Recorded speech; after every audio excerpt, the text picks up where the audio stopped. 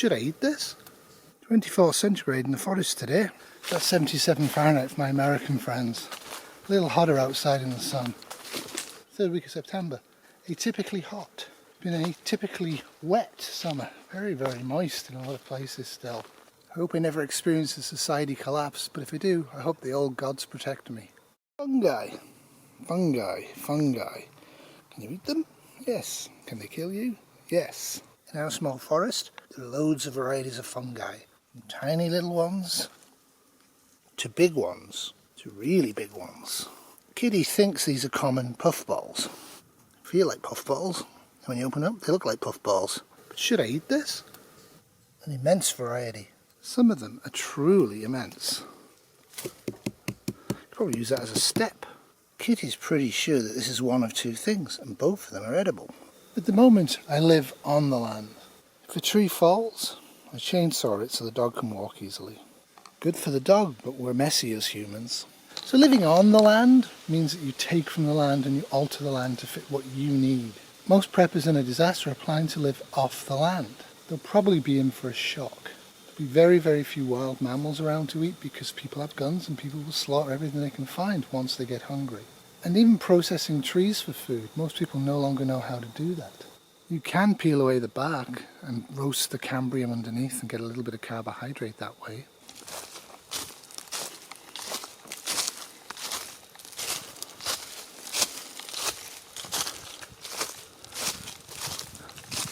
You can try to clear the land to grow crops on, but the land here has very, very few areas of decent soil. It's not going to be really worth the effort. Once you've cleared it, the snow and the rain are going to erode it very quickly. I can live on the land in the here and now because I get almost 100% of my stuff from places other than the land I live on. For most people it's going to be 100% or close to 100%. Pretty much to sustain yourself off a plot of land is a lost art. There are people out there are channels out there that claim they are doing it. I would argue they are not. They're doing a version of it, getting close to it. But to be 100% self-sustaining off a plot of land, depending on where the land is, it's pretty much impossible for almost everybody watching this video. Now, if you live in a tropical rainforest with nobody around you, then you might be able to do it. So if I can't alter the land and live off the land, what on earth am I going to do? I have to learn to live with the land. I'm not going to get much in the way of fish out of the ponds we have. And capturing the beaver is probably a bad idea, given the fact they're essential to maintaining this kind of a water source. Certain times of the year I can catch some ducks, catch some Canadian geese even. But the truth of it is, without modern technology, without modern society, without a society full stop, my ability to extract more from this land than this land can provide means I will die, means the land will die. In other words, simply put, if this land around me can sustain 10 geese and I eat 5 of them, and I keep eating 5 of them, very soon there'll be no geese. This area of Ontario wasn't logged until about 1890 to 1900, and it was very successfully logged after that, clear cutting everywhere. People learned that clear cutting caused soil erosion and prevented trees from growing and caused all sorts of problems, and we adapted our ways and means of being. So in a disaster I won't be able to live on the land. In an ongoing disaster I'm not going to be able to live off the land. I can live with the land. This is a crucial difference, and I'll explain it as we go. The last 3 years I've lived here, I've tried to understand and enjoy the land. What I've realised and come to realise is I have to actually be a physical part of this land to actually understand it. For example, I learned what partridge berry leaves look like, and I've tasted partridge berries, but they're never going to sustain me in a societal collapse. But they're a useful thing to have as a variety in my diet in a societal collapse. But the thing I'm not going to do is rip apart the forest to try to grow partridge berries. I have to learn where they are, where they're happy being, and take some of the produce, not all of it. I'm starting to learn my fungi. A hard job. And dangerous. But fungi can easily kill. In an ongoing disaster, if I wait till I'm almost out of food, I'm going to be tempted to eat these. Sure, there's ways and means of testing them out before you eat them, and you definitely do that. But if you're starving, that's not the time to start foraging. No more whooshing for Wilfred, getting too old for it. So the time to start foraging is now, before society collapses. But I'm going to argue very loudly that the time to start eating your forage products, especially mushrooms, is not now, at all now, because you can easily make a mistake and you can easily die. Living with the land means building specific trails and sticking to them. A lot of the mammals around here use these trails now, and we don't hunt them because they're a precious resource. I mentioned the weather here has been atypical for this time of year. It's been atypical all year. In truth, it's been atypical for about a decade. No science or research behind this, but I think the birds are having a really hard time. Living with the land means that what I have to do is encourage the change. For example, if South Carolina forest is coming up to the boreal forest I live in, it's a good idea to take some seeds and the odd plant and put it up here and see if they take. Because you don't want to transition from nothing to something. You want to transition from something to something. You want to give the soil the chance to be maintained, even if most of the pine areas start dying out. And it seems impossible on a day like this could happen, but it can happen pretty quick. Trees, like people, can get quite sick and die if they get too hot and damaged by the weather being variable. And the weather is very variable and not really great for our boreal forest. So this is way past its best, and this is probably edible. And one of the things we're doing is we're finding out where what we think we know is edible are located and at which times of the year. So we can go there and actually test out carefully the mushrooms to see if they actually are fatal to us or they're edible or inedible. It's going to be touch and go, but right from the beginning of societal fall, right from the beginning, if you're not extending your supplies by foraging and growing, you're going to be in trouble. Other than the lucky folks in the Caribbean and equatorial areas of the earth with hardly any people and nowhere near nuclear power plants, they're going to be okay. With very few people around and a knowledge of the land, you can grow bananas, you can grow avocados, you can make a whole bunch of foodstuffs. You can grow it easily. But up here, not a chance. I've spoken before about using parks and recreational fields in urban areas to grow food. That's going to take a lot of commitment and a lot of society to be rebuilt to be able to do that safely and actually harvest stuff from those areas. But up here, what am I going to do? Well, like I said, hunting bear and deer and moose and fish and turtles and geese and birds, they're all things I can do and will do, provided I'm not burning out too much energy. And I'll try that early on, and I'll try and learn the skills, etc., etc. I don't want to do it now. The human world is so overblown right now. It's really smashing nature to pieces. We've forgotten that we are living with the land, with the earth, not on it, or a part of it, or off it. We have to give it back. We can't take more than the earth can re-provide itself with, because if we do, we're going to run out at some point, and we're all going to die. We seem to have forgotten this. But nature's amazing. Pine seeds. Because of the abundance of mushrooms in this area, Kitty actually made good efforts to identify them. These are all mostly past their best, but you can really see the sporing happening. Kitty believes that these are honey mushrooms, and these are apparently edible, especially when young. Like I say, most of these are well past their best at this point.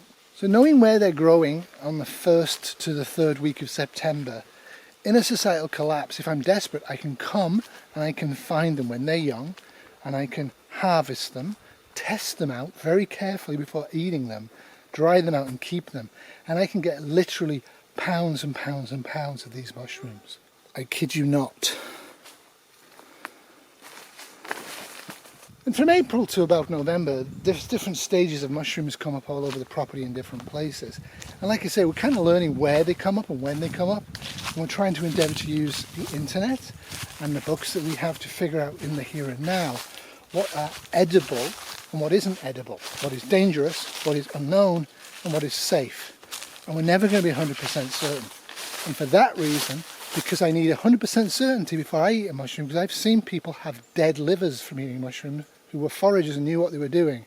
I'm not going to do it myself. But in a major societal fall, I have to live with the land. And part of living with the land is eating from the land, not off the land or using the land to provide food for me, but actually blending into the scenery and actually being part of the land. It means doing things in the here and now, like not wiping out the mosquito populations, because they are essential for the absolute growth of the forest that's healthy. That's why there's mosquitoes in healthy forests. They're irritating and they're annoying, but if I kill them all, if I buy those things and zap them and spray chemicals and all the rest of it, and occasionally I do wear insect repellent, I'm not crazy, but leaving them be, not putting out big jugs of water to let them fall into and die, all of those bad things people do in the here and now, allows the mosquitoes to do their job in the forest to keep the forest, allows the mosquitoes to do their job in the forest to keep the forest healthy. and fish really kind of need insects to eat. So we're up 0.2 centigrade from 2022 to 2023. I hear we're up again so far. This is September. I hear we're up a lot again. If we are up another 0.2 centigrade on 2024 to 2023, that's 0.4 centigrade over the last 2 years. We're in deep trouble quickly from this point. I hear we're up 1.2 centigrade since we started burning coal and oil. I hear we're up 1.6 centigrade. These are all numbers. The 1.5 centigrade maximum was just a number they came up with, thinking that we could stop before we hit that maximum and it was far enough away things would be fine. There is no magical science that at that number things are going to get bad. The current rates of temperature, a lot of things are going to change, including ice coverage and including sea level and including agriculture. For several decades now we've been told 2050 or 2100, or even I saw the other day 2200 before things get dicey for our civilization. For various reasons I still think 2026 is actually going to cause a lot of stress in civilization globally. We'll see. It's because of water use and soil use and population and consumption. But that's when I think we're going to have real serious problems are going to really start to appear. Currently we're seeing droughts in places that never really had droughts to this degree. We're seeing floods in places that never really had floods to this degree. What I can tell you is that when you increase the temperature of the planet globally, you increase the amount of rainfall, and that rainfall comes in deluges. Wherever you live, whoever you live with, you may have to use that land to survive with. You can't live off the land, you can't live on the land. In a massive disaster you're going to have to live with the land. Get to know where the water is, get to know where the wood is, get to know the types of wood, get to figure out how you can process it without gasoline or even electricity. Even if you have solar panels, they can fail. Make some basic stocks up, figure out what you're going to do if the grocery store is shut forever, or even if they shut only for 6 months. The grocery store is shut for 6 weeks. That's a lot of dead people after 6 weeks, even if the weather's nice. If it's January up here and the weather's not nice, there'll be a lot more dead after 6 weeks. But you need basic abilities to survive in the long term. And that isn't going to be exploitive. It's not going to be altering things. You're not going to have the gasoline or the energy to do that. You're going to have to live with the land. You can live on the land as long as you are with the land. You can't just extract and give nothing. You have to figure out how you can give back to the land. Wherever possible, I use a handsaw to actually break these up and make little pathways so we can walk easily. But I do have an electric chainsaw and quite a supply of oil. That's the one thing that electric chainsaws are going to require, and gasoline ones I guess, is bar oil. That's the one thing you're going to have a hard time getting in an ongoing disaster. So that's one of the things I have. I have an extra chain, I have chain sharpeners. I'm going to die before my electric chainsaw doesn't work because of the stuff in it. If the chainsaw breaks, just breaks, I have to use handsaws. But I'm using them in the here and now because it's good for my fitness and it gets me skilled to use a handsaw in the forest to create pathways and also to use for firewood. I'm really worried about birch trees. They're such a great source of fire starting and pretty as well. That's it for me. Thanks for watching. I do hope you enjoyed this. I hope it gave you some food for thought. Figure out ways of the land that you have. How are you going to survive on that land? How are you going to help that land survive? All the plants and fungi, trees and everything on that land is actually part of where you are. And in a societal collapse, you're going to need to be with that land, not on it or off it. Kind of scary, to be honest with you. Toodles. This has been a 2024 Death Star Moon Wolfie Terrier production.